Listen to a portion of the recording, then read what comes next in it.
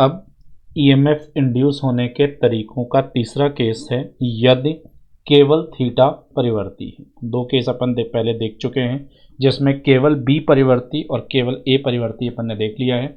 अब अगर केवल थीटा कोण परिवर्ती है, ई का जो फॉर्मूला था वो माइनस का d by D T of B A cos theta है। यहाँ पे क्योंकि थीटा परिवर्ती है तो हम लिख सकते हैं इसे minus B A D by D T of cos theta. अब ये फॉर्मूला यूज होगा यहाँ पे ईएमएफ के लिए अगर यहाँ पे केवल कोण थीटा परिवर्ती होता है। तो इसके अंदर हम केवल एक केस देखेंगे और वो केस है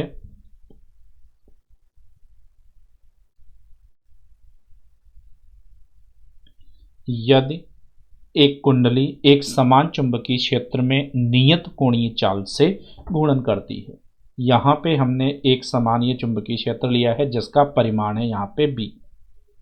इसके अंदर एक कॉइल ली है, ये एक रेक्टेंगल फॉर्म में कॉइल है। ये कॉइल इस अक्ष के परितः एक नियत चाल ओमेगा से घूर्णन कर रही है। यहाँ पे आप देख सकते हो कि जो हमने अक्ष लिया है ये चुंबकीय क्षेत्र की दिशा से लंबवत है, लेकिन जो भी यहाँ पे ये हमने पृष्ठ लिया है इसके सतह के समांतर है। मीन्स जो घूर्णन अक्ष है वो चुंबकीय क्षेत्र की दिशा से लंबवत है और जो भी पृष्ठ यूज किया हमने जो कॉइल ली है उस कॉइल के सतह से समांतर है।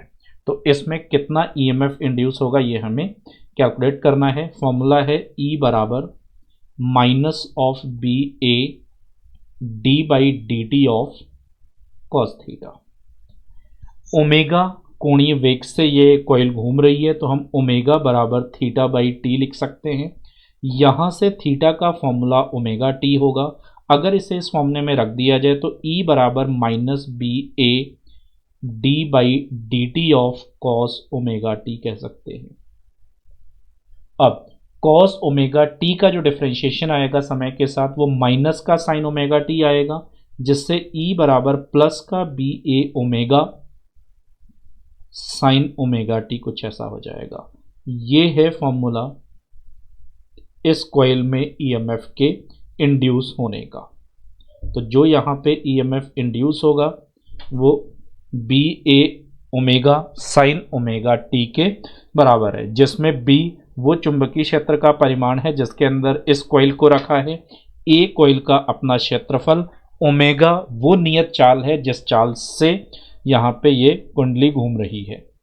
एंड अब अगर हम इसके ग्राफ देखें कि जो भी फ्लक्स या फिर ईएमएफ इसमें इंड्यूस हो रहा है इसके ग्राफ्स कैसे आएंगे, तो उसके लिए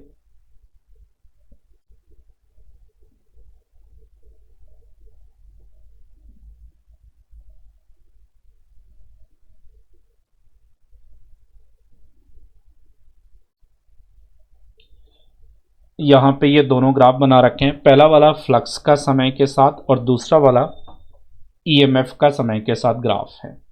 तो पहले फर्स्ट वाले के लिए फ्लक्स का जो फॉर्मूला है यहाँ पे वो होता है phi is equal to B A cos theta, जिसमें थीटा यहाँ पे ओमेगा टी के बराबर है। तो फाई का formula B A cos omega T है। मतलब जो फाई और टी के बीच में जो ग्राफ आएगा वो कॉस का ग्राफ होगा, और यहाँ पे ये कॉस का ग्राफ बना हुआ है साइनोसॉइडल। एंड ईएमएफ के लिए हमने यहाँ पे फॉर्मूला देखा बी ए ओमेगा साइन ओमेगा टी। तो ये जो ग्राफ आएगा ये साइन का ग्राफ होगा। साइन जीरो पे जीरो से स्टार्ट होता है और कॉस जीरो पे मैक्सिमम 1 से स्टार्ट होता है। अब अगर इनके अधिकतम मान लिखें तो ये बी ओमेगा होगा, सॉरी बी ए प्लस का बी ए और दूसरी साइड में ये माइनस का बी ए आएगा जो कुछ ये परिमाण होगा। एंड सेकंड में यहाँ पे एक तो बी ए ओमेगा आएगा अधिकतम परिमाण, जो ऊपर वाली साइड में अधिकतम आएगा ये प्लस का बी ए ओमेगा है, और इधर जो न्यूनतम वाली साइड में, सॉरी नेगेटिव वाली साइड में आ रहा है वो माइनस का बी ए ओमेगा होगा। ये दोनों इनके परिमाण बोले जा सकते हैं। ये बीच में मैंने ये डॉटेड लाइन बना रखी है केवल ये दिखाने के लिए कि दोनों के परिमाण आपस में कैसे रिलेट कर रहे हैं। तो आप देख सकते हो पहले वाले ग्राफ में फ्लक्स का मान बिल्कुल स्टार्टिंग में मैक्सिमम है। जिस क्षण फ्लक्स मैक्सिमम है उसी क्षण ईएमएफ इंड्यूस जीरो है। जैसे जैसे फ्लक्स का परिमाण कम होता चला जा रहा है ईएमएफ इंड्यूस का जो परिमाण है वो बढ़ता जा रहा है, और जिस क्षण फ्लक्स मिनिमम शून्य है, जीरो है, उस क्षण ईएमएफ मैक्सिमम है। फिर दूसरी साइड में अपोजिट डायरेक्शन में फ्लक्स का परिमाण बढ़ता जा रहा है और ईएमएफ का परिमाण कम होता चला जा रहा है। जब फ्लक्स फिर से दूसरी दिशा में मैक्सिमम है तब ईएमएफ फिर से जीरो है। अब फ्लक्स फिर से कम होने लग गया, ईएमएफ का परिमाण अपोजिट डायरेक्शन में फिर से बढ़ने लग गया। इन दो स्थितियों में जहां पे फ्लक्स जीरो है उन्हीं दोनों स्थितियों में ईएमएफ मैक्सिमम है, और जहां पे जिन स्थितियों में फ्लक्स मैक्सिमम है वहां पे जो ईएमएफ है वो जीरो आ रहा है। तो दोनों एग्जैक्टली एक दूसरे के अपोजिट रेस्पेक्ट में है।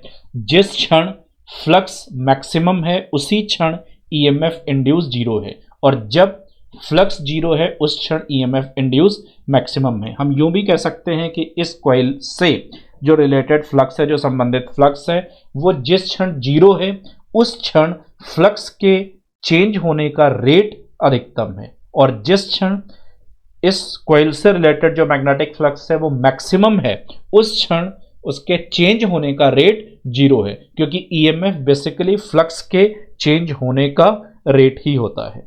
तो ये दो अपन ने ग्राफ बनाए। ओवरऑल अपन ने इस पूरे पार्ट में देखा कि अगर किसी एक कॉइल को हम किसी एक समान चुंबकीय क्षेत्र में एक ऐसे अक्ष के परितः घूर्णन कराएं जो अक्ष चुंबकीय क्षेत्र की दिशा से लंबवत लेकिन कॉइल की सतह से समांतर है, और ऐसे में जो ईएमएफ इंड्यूस होगा इस कॉइल में उसका फॉर्मूला हमारे पास बी ए ओमेगा साइन ओमेगा टी आ रहा है, जो समय पर निर्भर करता है। जैसे जैसे टाइम चेंज होगा वैसे वैसे इसमें इंड्यूस्ड ईएमएफ का प्रेरित वैद्युत वाहक बल का परिमाण भी चेंज होगा, जो एक साइन के ग्राफ में हमें दिख रहा है। साइन की तरह पहले जीरो से मैक्सिमम होगा, फिर जीरो होगा, फिर दूसरी साइड में मैक्सिमम होगा और फिर कम होते हुए जीरो हो जाएगा। तो इस तरीके से इसमें एक ईएमएफ इंड्यूस होगा। ओवरऑल अपन ने यहाँ पे तीन केसेस देखे। सबसे पहला था जब केवल बी चेंज हो रहा है, दूसरा जब केवल ए चेंज हो रहा है, और तीसरा जब केवल थीटा चेंज हो रहा है। इसके अलावा मैंने कुछ और केसेस बताए थे जिसमें जब पेयर्स के कॉम्बिनेशन की फॉर्म में चेंज होगा, जब बी और ए चेंज होगा, ए और थीटा चेंज होगा, बी और थीटा चेंज होगा, ये सारे चेंज होंगे। वो यहाँ पे हमारे सिलेबस का पार्ट नहीं है तो उसका मैं यहाँ पे कोई भी एग्जाम्पल नहीं ले रहा हूँ। फिर भी अगर कहीं कोई इक्वेशन की फॉर्म में आता है तो आप उसको बहुत इजी वे में सॉल्व कर सकते हो। तो चलिए इसके क्वेश्चन स्टार्ट करते हैं। पहला क्वेश्चन है, एक कुंडली क्षेत्रफल 500 सेंटीमीटर स्क्वायर, फेरों की संख्या 1000, प्रतिरोध 50 ओम को एक लंबवत एक समान चुंबकीय क्षेत्र 40 गॉस में रखा जाता है। कुंडली को 1/10 सेकंड में 180 डिग्री कोण घुमाया जाता है, ज्ञात करिए। पहला पॉइंट है कुंडली में उत्पन्न औसत वैद्युत वाहक बल का मान, और दूसरा कुंडली में प्रवाहित औसत धारा तथा आवेश। तो चलिए स्टार्ट करते हैं। सबसे पहले जो चीज़ें गिवन हैं वो लिख लेते हैं। A बराबर 500 सेंटीमीटर स्क्वायर है, या फिर इसे हम 500 इंटू 10⁻⁻4 मीटर स्क्वायर, जिसे 5 इंटू 10⁻⁻2 मीटर स्क्वायर लिखा जा सकता है। सेकंड जो n है 1000 है। उसके बाद b का मान यहाँ पे 40 गॉस है, ये इज इक्वल टू 40 इंटू 10⁻⁻4, जिसे हम 4 इंटू 10⁻⁻3 टेस्ला कह सकते हैं। डेल्टा टी जो समय है कुल वो 1/10 सेकंड दे रखा है। अब हमें ईएमएफ निकालना है यहाँ पे। तो ईएमएफ के लिए formula E is equal to ∅1 minus ∅2 अगर एवरेज ईएमएफ देखा जाए डिवाइडेड बाई डेल्टा टी, ये इसका फॉर्मूला है। इसमें ∅1 और ∅2 हमें और निकालना है, तो उसके लिए ∅ का जो फॉर्मूला है वो यहाँ पे N b A cos theta, B A cos theta एक ही कुंडली के लिए होता है, लेकिन यहाँ पे एक से ज़्यादा टर्न्स हैं। टोटल यहाँ पे 1000 टर्न्स दे रखे हैं इसमें, ये 1000 टर्न्स हैं, जिसकी वजह से N b A cos theta use होगा। अब जब हम 5 1 लिखेंगे, 5 1 के लिए एन बी ए कॉस 0 आएगा, शुरुआत में कोण 0 डिग्री होगा, तो इसे हम एन बी ए लिख सकते हैं। 5 2 के लिए जब 180 डिग्री उसे घुमा दिया गया है, तब N b A cos 180 degree, जो कि माइनस एन बी ए होगा। अब ये दोनों मान अगर हम इस एवरेज के फॉर्मूले में पुट करें तो ये is equal to n b a minus minus n b a divided by delta t, ये is equal to 2NBA divided by t होगा। इसमें अगर हम मान पुट करते हैं तो 2 इंटू एन की जगह 1000 होगा, इंटू बी का मान यहाँ पे 4 इंटू 10⁻³ है, ए का मान 5 into 10⁻² divided by delta T यहाँ पे 1/10 सेकेंड है। अगर हम इसे सॉल्व करते हैं तो ये बराबर 40 इंटू 10⁻⁴ इंटू 10⁻⁻5, जिसे सॉल्व करने पे ये फाइनली 4 वोल्ट के बराबर आएगा। अब इसी का जो सेकंड पार्ट है, पहला पार्ट अपन ने कैलकुलेट कर लिया कि कुंडली में जो उत्पन्न औसत वैद्युत वाहक बल का मान आ रहा है वो 4 वोल्ट के बराबर है। ये पहला पार्ट था यहाँ पे। अब हमें सेकंड पार्ट कैलकुलेट करना है, तो सेकंड वाले पार्ट के लिए कुंडली में प्रवाहित औसत धारा तथा आवेश, तो आई एवरेज जो आएगा उसे हम ई एवरेज डिवाइडेड बाई आर लिख सकते हैं। ई एवरेज 4 वोल्ट आया है और प्रतिरोध का मान यहाँ पे 50 ओम है, तो 4/50 एम्पियर करंट यहाँ पे फ्लो होगी जो औसत धारा है। इसके अलावा Q बराबर आई एवरेज इंटू टी लिख सकते हैं, तो 4/50 इंटू जो समय है वो 1/10 सेकेंड है, तो ये 4/500 कूलॉम के बराबर यहाँ पे प्रवाहित आवेश आएगा। अब अगला क्वेश्चन देखते हैं, जिसमें एक वर्गाकार कुंडली भुजा 2 सेंटीमीटर प्रतिरोध 10 ओम चित्रानुसार 1 सेंटीमीटर पर सेकंड से गति करते हुए एक समान लंबवत चुंबकीय क्षेत्र 2 टेस्ला जिसकी चौड़ाई 10 सेंटीमीटर है में t बराबर 0 पे प्रवेश करती है। t बराबर 1 सेकंड, 5 सेकंड तथा 9 सेकंड पर कुंडली में प्रवाहित धारा ज्ञात करिए। यहाँ पे ये एक समान चुंबकीय क्षेत्र दे रखा है जिसकी दिशा अंदर की तरफ है। इसका परिमाण यहाँ पे 2 टेस्ला है और डायरेक्शन इनवर्ड डायरेक्शन है। इसकी चौड़ाई यहाँ पे 10 सेंटीमीटर है। एक 2 सेंटीमीटर भुजा का ये स्क्वायर कुंडली है, 1 सेंटीमीटर पर सेकंड से ये इधर को गति कर रही है।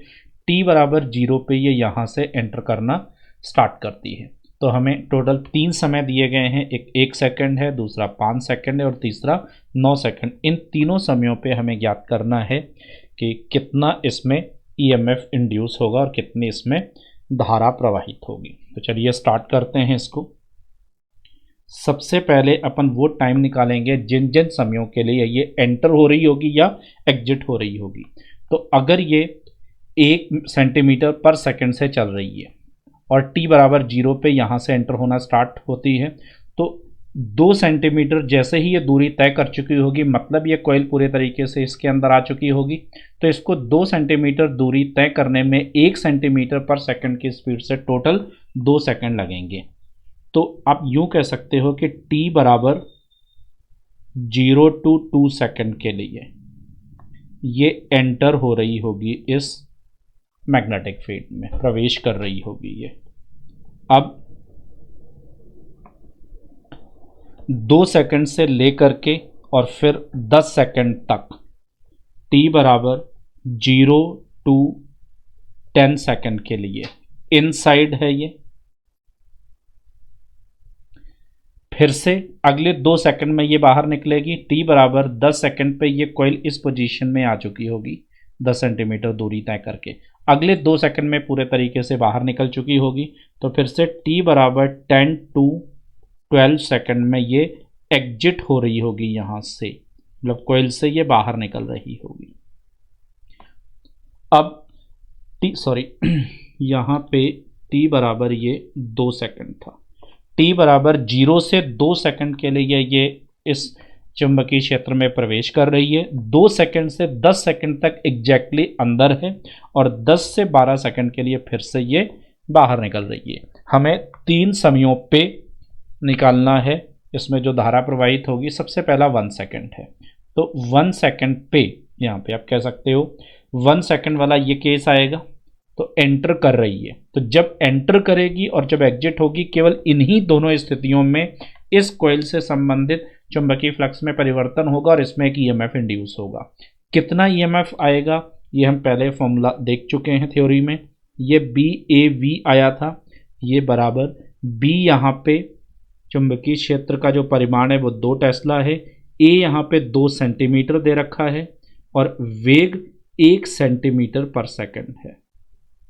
तो टोटल आंसर 4 × 10⁻⁻4 वोल्ट आ रहा है यहाँ पे ईएमएफ, जो एंटर करते टाइम और एग्जिट करते टाइम दोनों ही स्थितियों में इतना ही ईएमएफ इसमें इंड्यूस होगा, दोनों ही स्थितियों में। लेकिन 2 से 10 सेकंड के बीच में कोई भी ईएमएफ इंड्यूस नहीं होता है। तो अब अगर अपन इसका आंसर देखें, t बराबर 1 सेकंड पे E बराबर 4 × 10⁻⁻4 वोल्ट आएगा।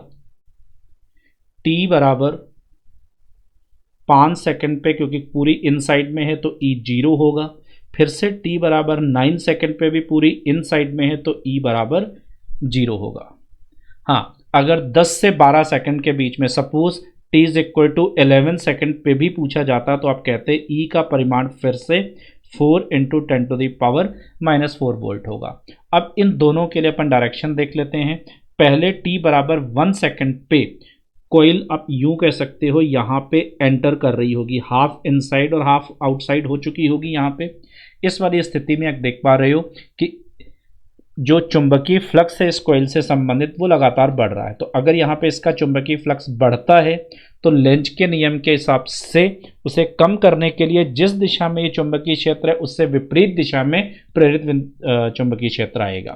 तो हम जो थंब है उसको बाहर की तरफ ले रहे हैं आउटवर्ड डायरेक्शन में और फिंगर्स को रोटेट कराते हैं। तो जो डायरेक्शन मिलेगी हमें यहाँ पे वो कुछ यूँ मिलेगी एंटी क्लॉकवाइज। लेकिन जब यही कॉइल यहाँ पे बाहर निकल रही होगी t is equal to 11 second पे, उस वाली कंडीशन में क्योंकि इससे संबंधित चुंबकीय फ्लक्स कम हो रहा है तो लेंज लॉ के हिसाब से उसे बढ़ाने के लिए जिस दिशा में चुंबकीय क्षेत्र है उसी दिशा में इंड्यूस होगी। तो पहले से चुंबकीय क्षेत्र की दिशा इनवर्ड है। अगर हम इनवर्ड डायरेक्शन में राइट हैंड के थंब को लेते हैं तो फिंगर को रोटेट कराने पे हम देख पाएंगे कि जो डायरेक्शन है वो क्लॉकवाइज आएगी। तो यहाँ पे एंटी क्लॉकवाइज डायरेक्शन होगी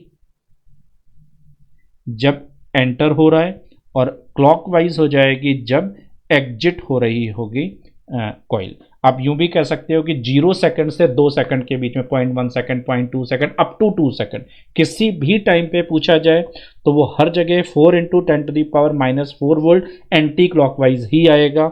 और t is equal to 10 second से 12 सेकंड के बीच में किसी भी टाइम पे 10 पॉइंट कुछ भी पूछ लिया जाए, 11 पॉइंट कोई भी टाइम पूछ लिया जाए, उन सब पे फिर से परिमाण 4 × 10⁻⁻4 वोल्ट ही होगा। लेकिन अब जो डायरेक्शन आएगी वो क्लॉकवाइज हो जाएगी ईएमएफ इंड्यूस या फिर करंट के फ्लो होने की। तो क्वेश्चन में बेसिकली करंट पूछा गया था, हमने यहाँ पे ईएमएफ कैलकुलेट किया है। तो प्रवाहित धारा के लिए I is equal to E/R आएगा और यहाँ पे प्रतिरोध इस क्वेश्चन में 10 ओम दे रखा है तो ये बराबर 4 × 10⁻⁻4 डिवाइडेड बाई 10 या फिर इसे हम 4 × 10⁻⁻5 एम्पियर कह सकते हैं, जो कि 40 मिली एम्पियर के माइक्रो एम्पियर के बराबर हो जाएगा। तो ये 40 माइक्रो एम्पियर इसमें करंट फ्लो होगी जब कॉइल इसमें प्रवेश कर रही होगी और जब कॉइल इसमें से बाहर निकल रही होगी, केवल इन्हीं दोनों स्थितियों। अपना अगला टॉपिक है गतिक वैद्युत वाहक बल। जब भी कोई कंडक्टिंग रॉड किसी चुंबकीय क्षेत्र में गति करती है तो उसके दोनों सिरों के मध्य एक विद्युत वाहक बल उत्पन्न होता है जिसे गतिक विद्युत वाहक बल कहा जाता है। मींस किसी भी कंडक्टिंग रॉड के किसी मैग्नेटिक फील्ड के अंदर गति करने की वजह से जो भी विद्युत वाहक बल उत्पन्न होता है उसी को हम गतिक विद्युत वाहक बल कहते हैं। तो यहाँ पे हमने एक रॉड ली है, ये कंडक्टिंग रॉड है जिसकी लंबाई L है।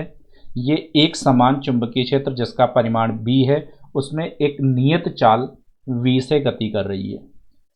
इस वाले डायग्राम में हमें दिख रहा है कि ये क्षण अपनी लंबाई से लंबवत दिशा में V वेग से गति करती है। अब इसके इन दोनों सिरों के मध्य एक विद्युत वाहक बल उत्पन्न होगा, इसी को गतिक विद्युत वाहक बल कहा जाता है। ये क्यों उत्पन्न होगा और इसका कितना परिमाण होगा ये अपन यहाँ देखते हैं। अब अगर ये रॉड कंडक्टिंग है तो सीधी सी बात है इसके अंदर फ्री इलेक्ट्रॉन्स होंगे, उनमें से मैंने एक ये फ्री इलेक्ट्रॉन यहाँ पे शो किया है। दूसरी चीज़ हम पढ़ चुके हैं पिछले चैप्टर में कि जब भी कोई आवेश किसी चुंबकीय क्षेत्र में गति करता है तो उस पर एक चुंबकीय बल लगता है। तो इस फ्री इलेक्ट्रॉन पे एक चुंबकीय बल लगेगा। सबसे पहले हमें उसकी दिशा देखनी है कौन सी होगी। तो उसके लिए ये हम पिछले चैप्टर में पढ़ चुके हैं कि जो चुंबकीय बल होता है उसकी दिशा minus of V cross B के अलॉन्ग होती है। तो यहाँ पे इलेक्ट्रॉन के लिए V की डायरेक्शन कुछ यूँ है जो x अक्ष की तरफ है और चुंबकीय क्षेत्र अंदर की तरफ दे रखा है जो कि माइनस Z अक्ष की तरफ होगा। अब अगर हम यहाँ से minus of V cross B की डायरेक्शन निकालें, हमें minus of V cross B की डायरेक्शन निकालनी है क्योंकि ये एक इलेक्ट्रॉन है। तो इलेक्ट्रॉन पे बल minus of V cross B के अलॉन्ग होता है, जबकि प्रोटॉन जो पॉजिटिव चार्ज होगा उस पर बल V क्रॉस B के अलॉन्ग होता है। तो हमने V और B की दोनों डायरेक्शन बना ली हैं। अब अगर हम राइट हैंड की फिंगर्स को इस तरीके से रोटेट कराएं कि पहले V और फिर B कट हो, तो पहले x अक्ष की तरफ और फिर माइनस Z अक्ष की तरफ जानी चाहिए हमारी फिंगर्स। ऐसे रोटेट कराने पे जो दाएं हाथ का अंगूठा है, राइट हैंड का थंब है, वो अपवर्ड डायरेक्शन में आएगा, मीन्स पॉजिटिव y अक्ष की तरफ होगा। मीन्स V क्रॉस B की दिशा यहाँ पे प्लस y के अलॉन्ग है, तो minus of V cross B की जो डायरेक्शन आएगी वो माइनस y के अलॉन्ग हो जाएगी। मीन्स यहाँ पे FB इस इलेक्ट्रॉन पे जो चुंबकीय बल लगेगा उसकी दिशा नीचे की तरफ होगी। तो इस इलेक्ट्रॉन पे नीचे की तरफ को एक चुंबकीय बल लगेगा जिसकी वजह से इसके अंदर के रॉड के अंदर के जितने भी फ्री इलेक्ट्रॉन्स हैं वो सारे डाउनवर्ड डायरेक्शन में शिफ्ट होने लग जाएंगे। ऐसा होने से क्योंकि नीचे की तरफ ये शिफ्ट हो रहे हैं तो हम कह सकते हैं कि जो निचला सिरा होगा, निचला वाला भाग होगा इस छड़ का, उस पर नेगेटिव चार्ज और जो अपर वाला पार्ट होगा उस पर पॉजिटिव चार्ज इकट्ठा होने लग जाएगा, क्योंकि नीचे वाले हिस्से में इलेक्ट्रॉन्स की अधिकता और जो ऊपर वाला पार्ट होगा उसमें प्रोटॉन्स की अधिकता होने लग जाएगी।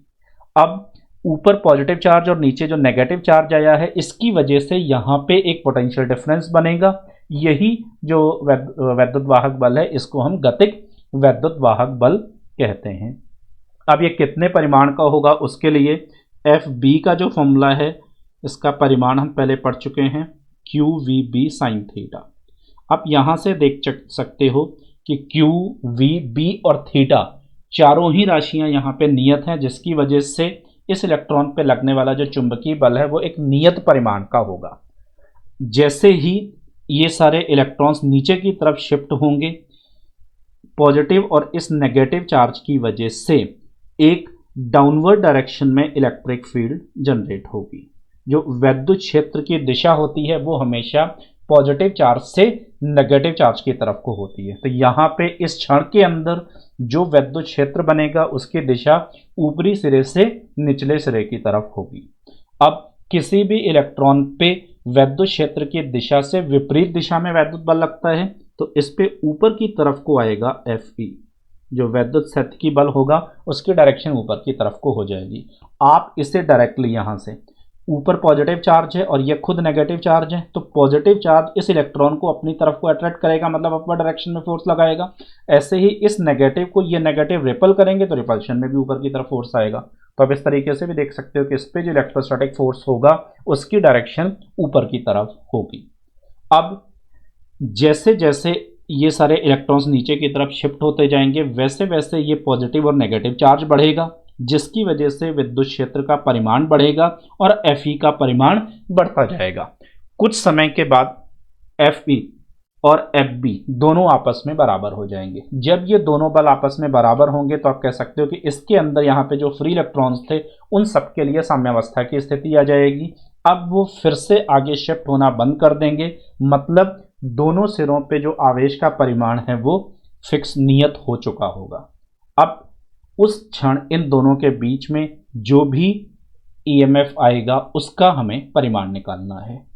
तो साम्यावस्था की स्थिति के लिए अपन ने देखा यहाँ पे कि Fe और Fb दोनों बल आपस में बराबर होने चाहिए। परिमाण वाइज Fe को हम QVB sin थीटा लेते हैं और Fb को QVB sin theta and Fe को QE लिखा जाता है। डायरेक्शन अपोजिट हो गई है, तो यहाँ से Q से Q कैंसिल हो जाएगा एंड E का जो फॉर्मूला आ रहा है VB sin थीटा है। ये परिमाण वाइज यहाँ पे आपको दिख पा रहा होगा कि इलेक्ट्रिक फील्ड इस छड़ के अंदर जो उत्पन्न हुई है उसका परिमाण आ रहा है VB sin थीटा। अगर मैं इसी को वेक्टर फॉर्म में एक बार लिखता हूँ तो Fe vector plus Fb vector is equal to 0, कुछ ऐसा होना चाहिए इस फ्री इलेक्ट्रॉन के लिए, या फिर Fe सदिश बराबर हो जाएगा माइनस ऑफ Fb के। यहाँ से जो Fe होगा उसे हम, क्योंकि इलेक्ट्रॉन आवेश है तो E इंटू ई या Q इंटू ई कुछ भी लिख सकते हैं, बराबर माइनस ऑफ Fb का फॉर्मूला Q जो E की फॉर्म में है यहाँ पे V क्रॉस B होता है। E से E कैंसिल होने के बाद में vector E is equal to minus of V cross B होगा। तो यहाँ पे अगर सदिश फॉर्म में देखा जाए तो फिर E बराबर minus of V cross B है। मीन्स जो Fb की दिशा यहाँ पे अपन ने निकाली थी, Fb भी अपन ने देखा था कि हमेशा V क्रॉस B के अलॉन्ग ही होता है, तो E की जो दिशा आ रही है वो भी minus of V cross B के अलॉन्ग यहाँ पे आ रहा है। तो minus of V cross B से हम किसी भी रॉड के, कंडक्टिंग रॉड के जो किसी चुंबकीय क्षेत्र में गति कर रही है उस पे इलेक्ट्रिक फील्ड जो उसके अंदर उत्पन्न होगी उसकी दिशा कौन सी होगी वो हम माइनस V क्रॉस B से उसकी डायरेक्शन फाइंड कर सकते हैं। आप सीधे ऐसे भी कह सकते हो कि जो भी चुंबकीय बल की दिशा आएगी उसी दिशा में यहाँ पे विद्युत क्षेत्र भी होगा। तो ये इलेक्ट्रिक फील्ड आई है यहाँ पे और हमें दिख पा रहा है कि इसमें कहीं पे भी L या X टर्म नहीं आया, इसकी लंबाई की फॉर्म में नहीं है। किन किन चीज़ों पे डिपेंड कर रहा है? V पे, B पे और थीटा पे। मीन्स किस वेग से या किस चाल से ये क्षण गति कर रही है, जिस चुंबकीय क्षेत्र में ये गति करती है उसका परिमाण कितना है और V और B इन दोनों के बीच में कोण कितना है, जो डायग्राम वाइज यहाँ पे 90 दे रखा है। तो इन तीन टर्म्स पे डिपेंड कर रहा है, V पे, B पे और थीटा पे। तो हम कह सकते हैं कि जो छड़ है यहाँ पे ये इंडिपेंडेंट है पोजीशन ऑफ रॉड पे। मीन्स छड़ की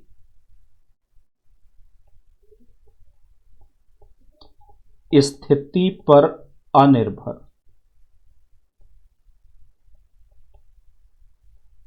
छड़ की स्थिति पे पूरे तरीके से अनिर्भर है ये। अब इसका मतलब क्या हुआ? सीधी सी बात है कि VB sin थीटा यहाँ पे ये सारे टर्म्स कांस्टेंट हैं, तो जो E आएगा वो भी आपको कांस्टेंट मिलेगा। मीन्स इस रॉड के बिल्कुल ऊपरी सिरे पे देखें, बिल्कुल निचले सिरे पे, मिड में या कहीं पे भी इस क्षण के अंदर अगर हम देखते हैं तो हमें हर जगह जो विद्युत क्षेत्र बन रहा है उसका परिमाण नियत नजर आएगा। तो मैं फिर से एक यहाँ पे क्षण बना करके इसको शो कर रहा हूँ। ये एक क्षण है जो V वेग से यूं गति कर रही है और यहाँ पे ये एक समान चुंबकीय क्षेत्र है। तो इसके अंदर जो इलेक्ट्रिक फील्ड की डायरेक्शन आएगी वो डाउनवर्ड आई थी और हर जगह इसका जो परिमाण होगा वो हर जगह आपको समान नजर आएगा। ऊपरी सिरे से लेकर निचले सिरे तक कोई भी आप पार्ट कट करिए, कहीं पे भी आप पॉइंट लीजिए, हर पार्ट के लिए या हर पॉइंट पे विद्युत क्षेत्र का जो परिमाण होगा वो नियत होगा। वो स्थिति पे, इलेक्ट्रॉन की स्थिति पे, उसके अंदर कहाँ पे है उस पर डिपेंड नहीं करता है। चुंबकीय क्षेत्र में गतिमान किसी भी कंडक्टिंग रॉड पे जो विद्युत क्षेत्र उत्पन्न होता है उसकी दिशा और परिमाण अपन ने देख लिया है। अब नेक्स्ट, इस क्षण के दोनों सिरों के मध्य जो विद्युत वाहक बल ये उत्पन्न हो रहा है इसे हमें देखना है, इसका परिमाण क्या आएगा।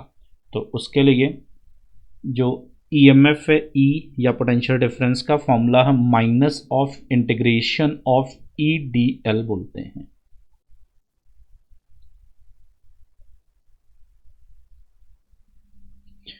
अब इसमें यहाँ पे E का मान minus of V cross B है, E बराबर माइनस ऑफ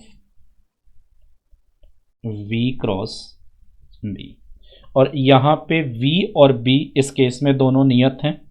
तो अगर ये मान हम इस फॉर्मूले में रखते हैं तो E बराबर माइनस और माइनस प्लस हो जाएगा, तो V क्रॉस B कांस्टेंट है, डॉट इंटीग्रेशन ऑफ 1 dl, और 1 का इंटीग्रेशन यहाँ पे L हो जाएगा, जिससे E बराबर V cross B dot vector L, यहाँ पे L लंबाई सदिश होगा। या फिर अगर इसे हम परिमाण की फॉर्म में देखते हैं तो फिर से E is equal to minus of integration of E D L. यहाँ पे थीटा का मान 0 होने की वजह से आगे का जो टर्म है cos 0 वो 1 हो जाएगा, जिससे ये बराबर E की जगह हम माइनस का V B sine theta put कर सकते हैं। तो V B sine theta with negative sign, ये था इलेक्ट्रिक फील्ड का फॉर्मूला। इसे यहाँ पुट करने पे E is equal to V B sine theta, ये सारा कुछ कांस्टेंट है, इंटीग्रेशन में केवल 1 dl बचेगा और यहाँ से ये L हो जाएगा, जिससे E बराबर B V L sine theta, कुछ ये फॉर्मूला बन रहा है।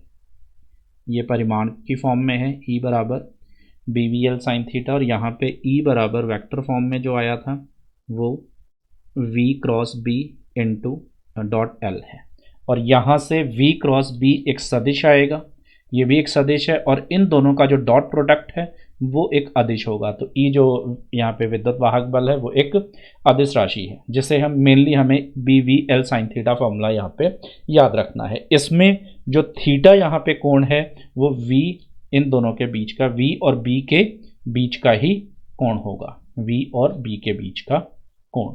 यहाँ पे इस वाले केस में जो हमने यहाँ पे डायग्राम बना रखा है इस क्वेश्चन में, यहाँ पे V और B के बीच का कोण 90 डिग्री है। तो इसी में हम लिख सकते हैं यदि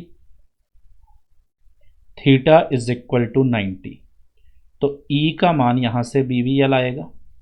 तो BVL हम केवल तभी यूज कर पाएंगे जब कोई एक क्षण लंबवत चुंबकीय क्षेत्र में गति करती है, और यहाँ से आप देख पा रहे हो कि साइन थीटा का अधिकतम मान यही है, तो ये मैक्सिमम होगा, मीन्स किसी भी क्षण में जो अधिकतम विद्युत वाहक बल उत्पन्न होगा वो इसके बराबर होगा। और यही अगर थीटा को हम 0 कर देते हैं तो साइन 0 का मान 0 हो जाएगा, जिसकी वजह से E बराबर 0 हो जाएगा। मीन्स यही क्षण इसी स्थिति में रखी है, और लेकिन V की दिशा हम चेंज कर दें, यहाँ पे ये इधर को जो x अक्ष की तरफ ये गति कर रही थी इसके बजाय ये माइनस जेड या प्लस जेड की तरफ गति करने लग जाए, मीन्स अब चुंबकीय क्षेत्र की समांतर दिशा में गति करने लग जाएगी, उसी के पैरेलल हो जाएगी, तो थीटा का मान 0 या 180 डिग्री आ जाएगा, और अब उसमें कोई भी विद्युत वाहक बल यहाँ पे उत्पन्न नहीं होगा। तो अब अपन देखने जा रहे हैं कि हम कैसे गतित विद्युत वाहक बल के इस फॉर्मूले को यूज करेंगे। E का जो फॉर्मूला अपन ने सीखा वो है V cross B dot L, या फिर परिमाण वाइज हम BVL इसको साइन थीटा कह रहे थे। अब इसके लिए यहाँ पे ये इक्वल टू जो V क्रॉस B है इसे हम VB साइन थीटा या BV साइन थीटा किसी भी फॉर्म में लिख सकते हैं, into L into cos phi, जैसे A dot B is equal to A B cos theta होता है, तो मैंने वही एंगल यहाँ पे फाई ले लिया है। मीन्स V और B के बीच का जो कोण है वो तो है थीटा, लेकिन V क्रॉस B जो सदिश आएगा इसमें और L के बीच का जो कोण है वो है फाई। तो इसको यहाँ पे कैसे यूज़ करेंगे देखते हैं। सबसे पहले वाले केस में ये L लंबाई की एक छड़ है और ये V वेग से लंबवत चुंबकीय क्षेत्र में गति कर रही है। तो सबसे पहले इसमें अगर हम V क्रॉस B की डायरेक्शन देखें, V यहाँ पे x अक्ष की तरफ है और B माइनस जेड अक्ष की तरफ है। तो अगर राइट हैंड के थंब को हम राइट हैंड को रोटेट कराएं, पहले V और फिर हम B को कट करते हैं तो थंब की डायरेक्शन अपवर्ड आएगी प्लस y की तरफ। मीन्स यहाँ पे V क्रॉस B की डायरेक्शन कुछ यूँ हो जाएगी अपवर्ड, ये है V cross B and L उसी डायरेक्शन में है। तो L और V क्रॉस B पैरेलल हो जाएंगे तो आप कह सकते हो कि फाई का मान यहाँ पे 0 आ जाएगा। तो फाई 0 होने का मतलब ये कॉस फाई वाला जो टर्म था ये 1 हो जाएगा और ये फॉर्मूला BVL साइन थीटा ही यहाँ पे यूज़ होगा। तो ये BVL साइन थीटा हम फॉर्मूला तभी यूज़ कर सकते हैं जब फाई का मान 0 होगा, अदरवाइज यहाँ पे कॉस फाई और आना चाहिए। तो अब इस वाले केस में फाइनली जो इसमें EMF प्रोड्यूस होगा वो E बराबर BVL साइन 90 डिग्री होगा, क्योंकि B और V के बीच का जो कोण है वो 90 डिग्री मिल रहा है। तो ये इज इक्वल टू BVL। तो इतना इसमें EMF जनरेट होगा। और जो डायरेक्शन अपन ने देखी थी इसके अंदर इलेक्ट्रिक फील्ड की जो डायरेक्शन थी वो minus of V cross B की डायरेक्शन थी। तो V क्रॉस B अपवर्ड आ रहा है, minus V cross B downward आएगा। तो डाउनवर्ड डायरेक्शन में इसमें इलेक्ट्रिक फील्ड होगी, मतलब अपवर्ड एज पॉजिटिव और जो डाउनवर्ड एज होगा इस पे नेगेटिव चार्ज आएगा। सेकंड वाला जो केस है इसमें आपको डिफरेंस दिख रहा होगा। पिछले वाले केस में यहाँ पे लंबाई से लंबवत दिशा में था वेग, यहाँ पे लंबाई और वेग के बीच का जो कोण है वो थीटा है। चुंबकीय क्षेत्र अभी भी इनवर्ड डायरेक्शन में ही है। तो फिर से अगर हम यहाँ पे V क्रॉस B की डायरेक्शन देखें तो अब आपको V क्रॉस B की direction right hand thumb rule से कुछ यूँ दिख पा रही होगी, कुछ ऐसे आएगा। ये V से लंबवत डायरेक्शन में आएगा, V क्रॉस B की डायरेक्शन कुछ यूँ बन रही है।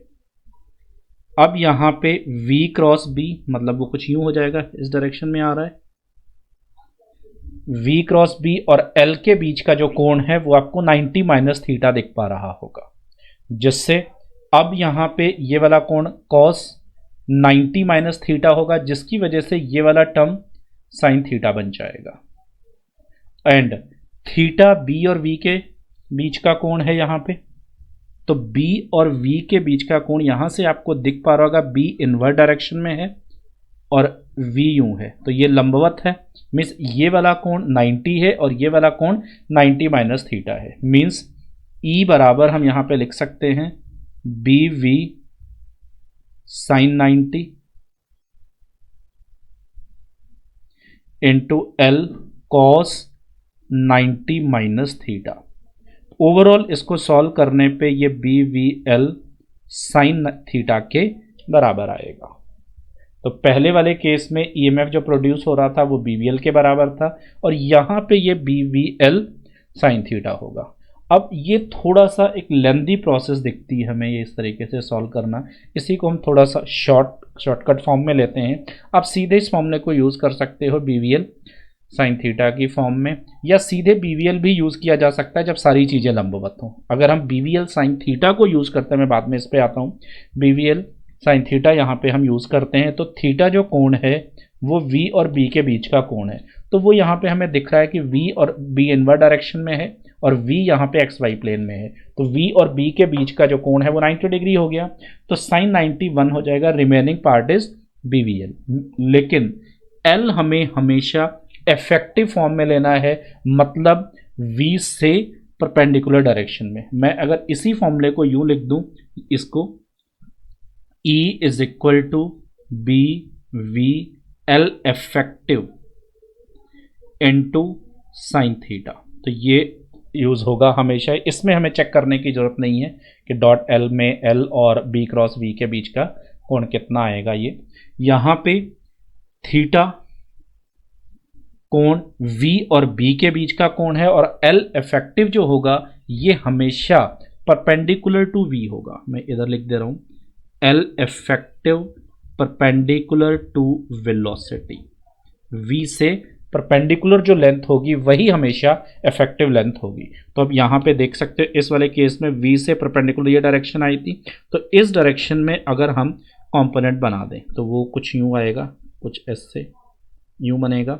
यहाँ से इस पे एक परपेंडिकुलर और यहाँ से इस पे एक परपेंडिकुलर अगर मैं डालता हूँ, ये टोटल लेंथ थी L। तो सीधी सी बात है, यहाँ पे जो ये कंपोनेंट वाली लेंथ आएगी ये आपको दिख पा रही होगी कि ये L sin थीटा होगी, यहाँ पे ये वाली लेंथ।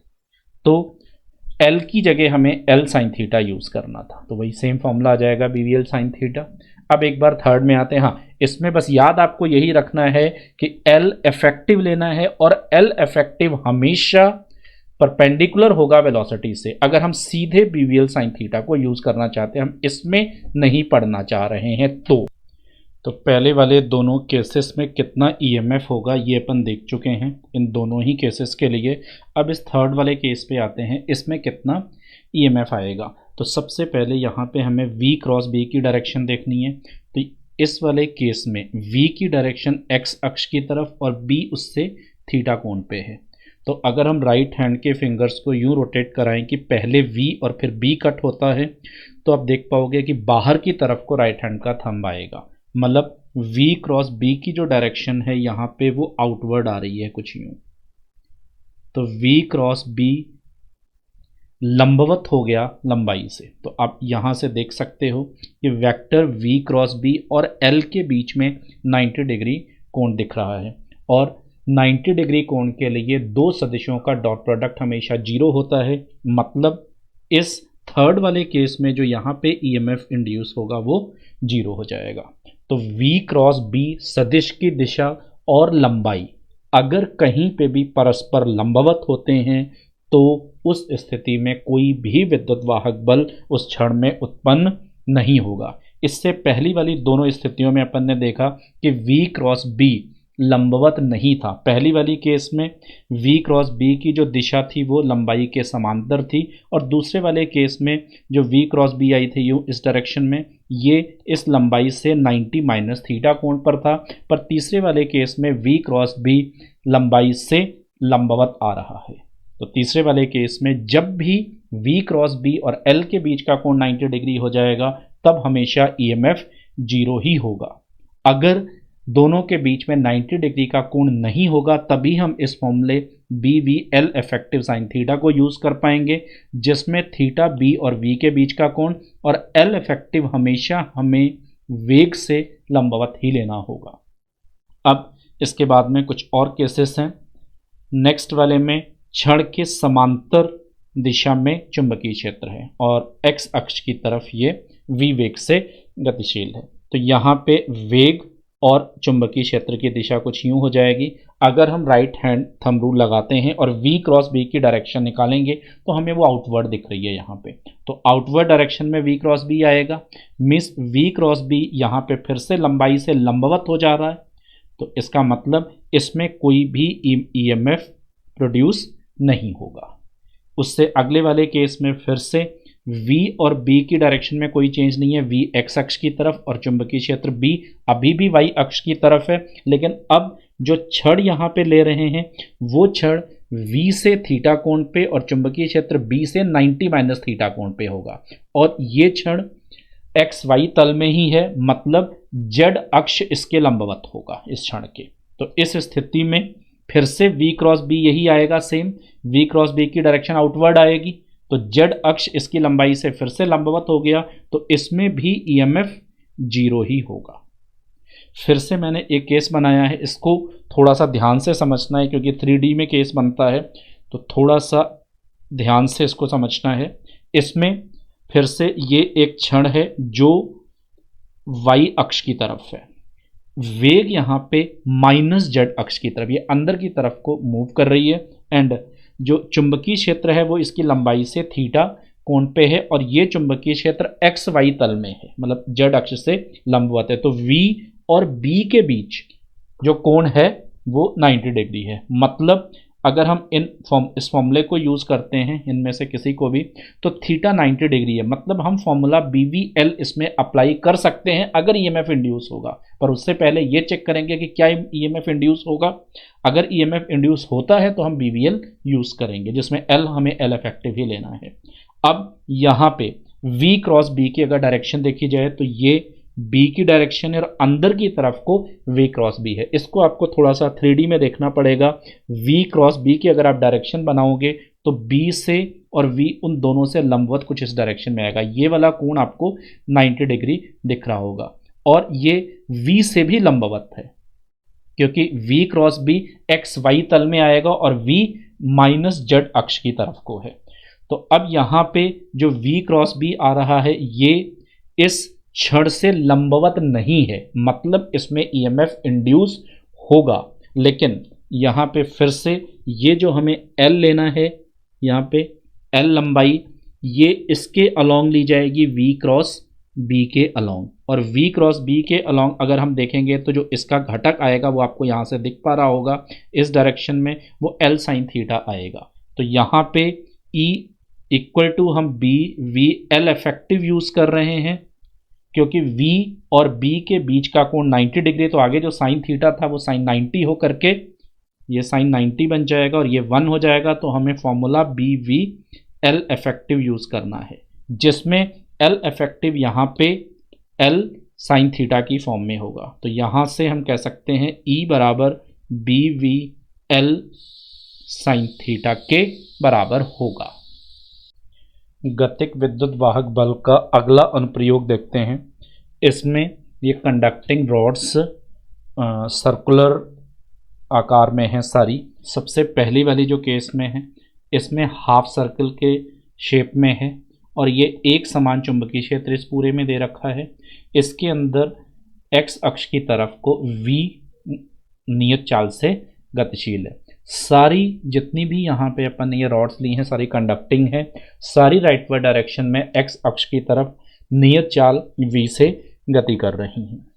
इनमें सब में कितना कितना विद्युत वाहक बल उत्पन्न होगा हमें ये कैलकुलेट करना है। तो इन सब में हम फॉर्मूला E बराबर BVL साइन थीटा यूज़ करेंगे, जिसमें L इफेक्टिव लेना है, और L इफेक्टिव का मतलब हमेशा वेग की दिशा से लंबवत था। तो सबसे पहले फर्स्ट वाले केस में ये दोनों इसके एजेस हैं, तो इन दोनों एजेस के बीच की जो ये दूरी आएगी ये हमें वेग से लंबवत दिख रही है।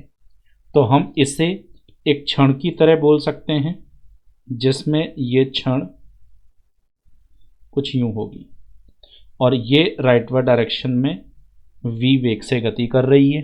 अब अगर r त्रिज्या थी यहाँ पे इसके, तो ये जो कुल दूरी मिलेगी हमें इसकी छड़ की कुल लंबाई मिलेगी वो 2r के बराबर होगी।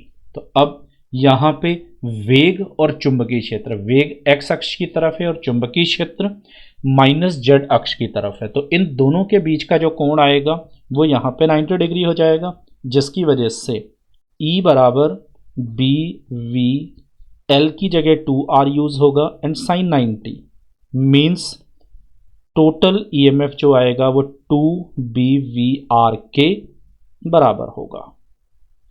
अब सेकंड वाले केस को अगर देखते हैं अपन, तो सेकंड वाले केस में इसके इन दोनों सिरों को अगर मिला दें तो ये जो लंबाई आएगी ये वेग के समांतर हो जाएगी। तो वेग से लंबवत लंबाई तो इसमें 0 होगी, मतलब इस क्षण को हम यहाँ पे जो क्षण दे रखी है इसको हम कुछ यूँ बना सकते हैं कुछ ऐसे केस में, और ये राइटवर्ड डायरेक्शन में मूव कर रही है v वेग से। तो वेग से लंबवत लंबाई जो L इफेक्टिव है वो तो यहाँ पे 0 हो गया, तो इसमें जो EMF आएगा वो 0 हो जाएगा इस छड़ के दोनों सिरों के मध्य। तीसरे वाले केस में आते हैं। इसमें वेग से लंबवत इन दोनों सिरों के बीच जो दूरी आएगी वो अगर यूं देखा जाए, मैं इसको कुछ यूं ड्रॉ करता हूं डॉटेड फॉर्म में, ये दोनों रेडियस होंगी। तो जो आपको ये रेडियस दिख पा रही होगी यहाँ पे, ये रेडियस वेग से लंबवत होगी। तो अब यहाँ पे हम इसको कुछ यूं कह सकते हैं कि एक ये छड़ जो वेग से लंबवत है, इसकी जो लंबाई आएगी ये यहाँ पे r के बराबर होगी और ये राइटवर्ड डायरेक्शन में v वेग से गतिमान है। तो अब इसके दोनों सिरों के मध्य जो ईएमएफ आएगा ई बराबर वो कितना हो जाएगा बी वी आर। सब में आपको दिख पा रहा होगा कि साइन 91 हो जाने की वजह से ये सब में 1 ही आएगा जितने भी केसेस हैं।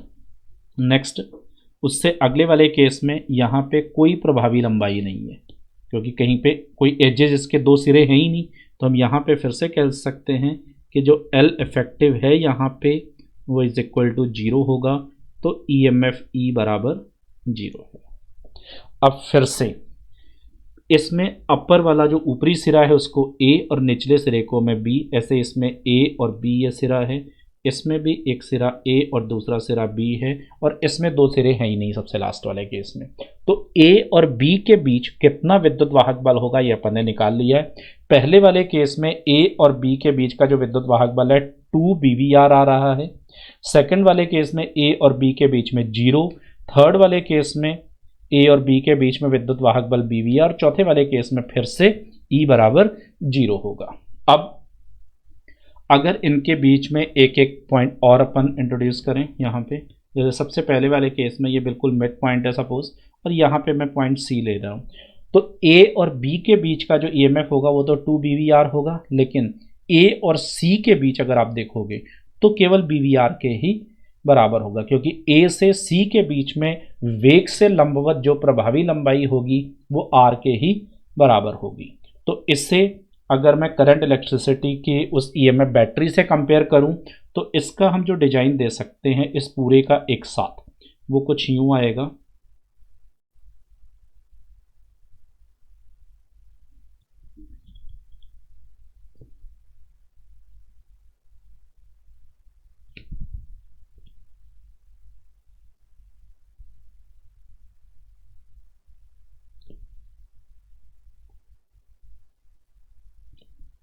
कुछ ऐसी बैटरी आपको दिख पा रही होगी ये। इसमें जो ऊपरी सिरा है वो A है और जो निचला सिरा आएगा ये B होगा, और इसका EMF अगर E लेते हैं तो ये हमें ऊपर दिख रहा है किसके बराबर है 2 BVR के।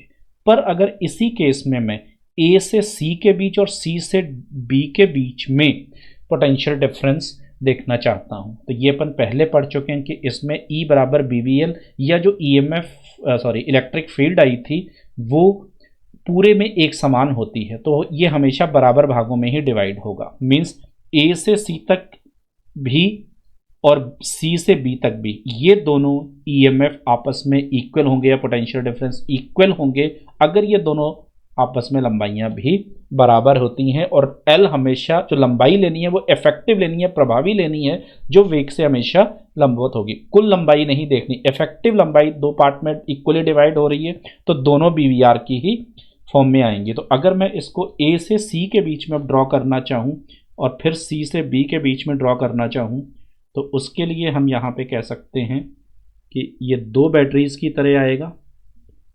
ऊपर वाले में कुछ यूं बनेगी बैटरी और ये नीचे वाली बैटरी होगी। इसमें बिल्कुल ऊपरी सिरा A, बिल्कुल निचला सिरा B और मिड वाला सिरा C होगा। अब ये BVR होगा क्योंकि इसके लिए प्रभावी लंबाई R आई है। ऐसे ही C से B के बीच में भी जो प्रभावी लंबाई आई है वो BVR होगा, और ओवरऑल टोटल अगर आप देखोगे तो A से B के बीच में आपको 2 BVR के बराबर ही दिखाई देगा कुल EMF।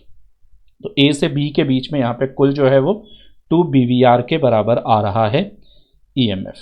अब नेक्स्ट वाले केस को अगर देखें तो उसमें तो कोई बैटरी यहाँ पे बनी नहीं पाएगी, तो इसमें तो हमें दिख ही रहा है कि E इफेक्टिव 0 ही आएगा। हाँ, पिछले वाले केस में एक बात और थी कि A सिरा उच्च विभव पे और B सिरा निम्न विभव पे रहना है, उसको अब यहाँ से देख सकते हो। इसमें अगर हम E जो इलेक्ट्रिक फील्ड की डायरेक्शन थी या V minus of V cross B देखें तो V यहाँ पे x अक्ष की तरफ है और B माइनस Z अक्ष की तरफ है, तो minus of V cross B की डायरेक्शन आप राइट हैंड से कैलकुलेट कर सकते हो कि वो डाउनवर्ड डायरेक्शन में आएगी। तो E की डायरेक्शन डाउनवर्ड है, मतलब नीचे की तरफ नेगेटिव और ऊपर की तरफ पॉजिटिव चार्ज इकट्ठा होगा। तो यहाँ पे कंपेरेटिवली पॉजिटिव और उसी के रेस्पेक्ट में यहाँ पे नेगेटिव। इस वाली रॉड को जो अपन ने डिजाइन किया अपर एंड पॉजिटिव और जो लोअर एंड आएगा वो नेगेटिव होगा। अब अगर A और C के को कंपेयर करते हैं अपन तो A हमेशा हाई पोटेंशियल पे होगा सी की तुलना में, और सी हाई पोटेंशियल, ये जो सी पॉइंट है ये इस बी से उच्च विभव पे होगा और सी की तुलना में ए उच्च विभव पे होगा। इसमें हमें दिख ही पा रहा है कि ए से बी के बीच का जो ईएमएफ है वो तो हो जाएगा 0। पर अगर हम इसके बीच में बिल्कुल ऊपरी पॉइंट पे एक और पॉइंट ले आए सी, तो ए से सी के बीच में आपको दिख रहा है कि प्रभावी लंबाई 0 नहीं है, न ही सी से बी के बीच में प्रभावी लंबाई 0 है। इसका मतलब ए से सी के बीच में भी कुछ विभवांतर आएगा, ईएमएफ होगा, और बी से सी के बीच में भी कुछ ईएमएफ आएगा। अब ए से सी और बी से सी को अगर मैं बैटरी की फॉर्म में यहाँ पे रिप्रेजेंट करता हूँ तो वो कुछ यूँ बन सकती हैं।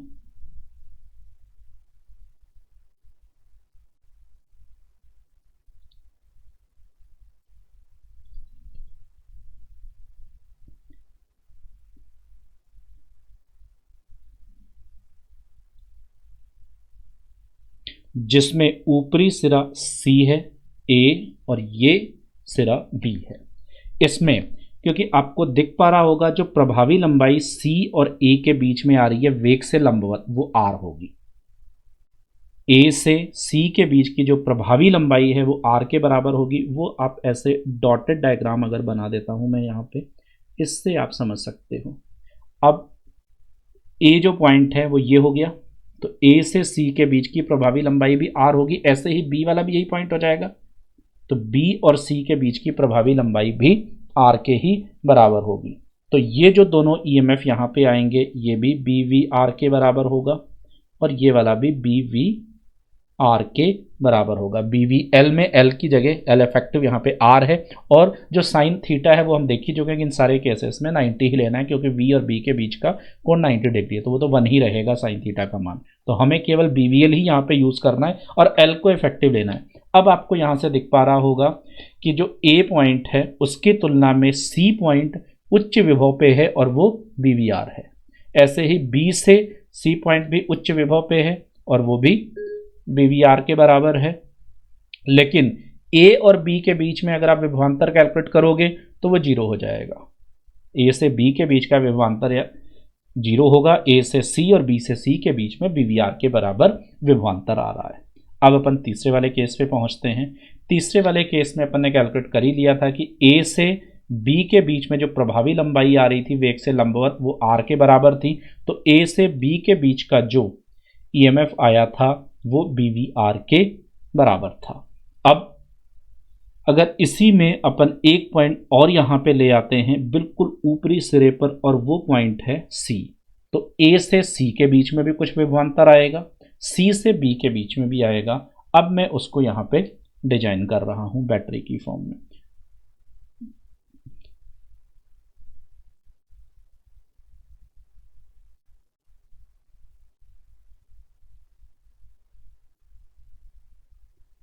तो यहाँ पे अब इस केस में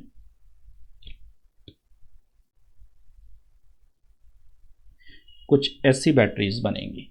इसमें भी आप देख पा रहे हो कि जो डायरेक्शन आएगी इलेक्ट्रिक फील्ड की, क्योंकि सारे केसेस सिमिलर हैं यहाँ पे, तो सब में direction minus of V cross B या इलेक्ट्रिक फील्ड की डाउनवर्ड आएगी, तो नीचे की तरफ नेगेटिव चार्ज और ऊपर की तरफ पॉजिटिव चार्ज आएगा। तो सब में ऊपरी सिरा ही पॉजिटिव आएगा।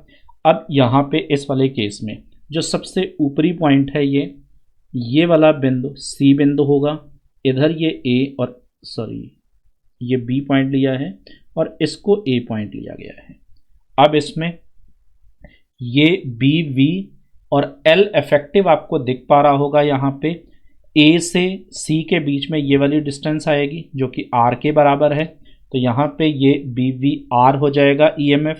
C से B के बीच में अगर प्रभावी लंबाई देखी जाए, जो C पॉइंट है ये C से B के बीच में वो 2R के बराबर है प्रभावी लंबाई, तो दूसरी वाली बैटरी जो C से B के बीच में लगी है उसके लिए 2BVR हो चुका होगा EMF। अब अगर तीनों पॉइंट के रेस्पेक्ट में EMF देखा जाए, पोटेंशियल डिफरेंस देखा जाए, तो B से C के बीच का जो विभवांतर है वो 2BVR है, जिसमें C उच्च विभव पे है। A और C के कंपेयर करेंगे तो C फिर से उच्च विभव पे है और इनके बीच का जो विभवांतर है वो BVR है। और इसी डायग्राम से अगर B और A के बीच में अपन विभवांतर निकालते हैं तो वो BVR के बराबर आएगा। मीन्स यहाँ से अगर हम सी से ए तक जाते हैं तो वी बी प्लस 2BVR, ये मैं किरचॉफ्स लॉ यहाँ पे अप्लाई कर रहा हूँ, किरचॉफ वोल्टेज लॉ। ये अगला सी पॉइंट आ जाएगा, minus BVR is equal to VA। तो यहां से आप देख सकते हो कि VA माइनस VB बराबर है BVR के।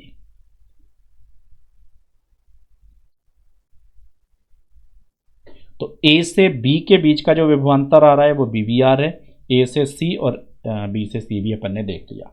अब सबसे लास्ट वाला केस देखते हैं। लास्ट वाले केस में अपन 2 पॉइंट इमेजिन कर रहे हैं, बिल्कुल ऊपर A बिंदु और सबसे नीचे B बिंदु। ओवरऑल कुल EMF इस वाली रॉड में हमें दिख ही गया था, मिल चुका है, 0 है ये। लेकिन अगर A से B के बीच में देखा जाए कितना विभवांतर होगा, तो A से B के बीच में आप 2 रॉड कह सकते हो, एक हाफ ये वाला जो हाफ सर्कुलर है और एक इधर वाली आएगी। तो इस तरीके से हम यहाँ पे इसको अगर हम बैटरी से ड्रॉ करना चाहें